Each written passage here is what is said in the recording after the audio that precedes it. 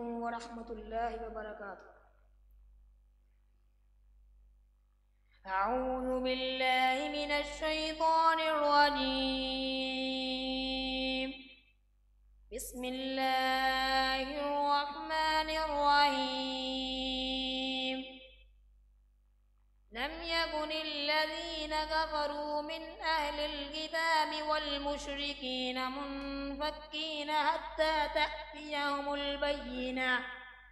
رسول من الله يتلو صحفا مطهرة فيها كتب قيمة وما تفرق الذين أوتوا الكتاب إلا من بعد ما جاءتهم البينة وما أمروا إلا ليعبدوا الله مخلصين له الدين حنفاء ويقيموا الصلاة ويؤتوا الزكاة وذلك دين القيمة.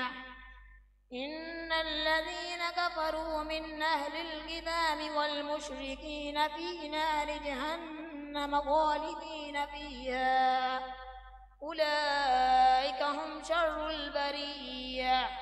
إن الذين آمنوا وعملوا الصالحات أولئك هم خير البرية.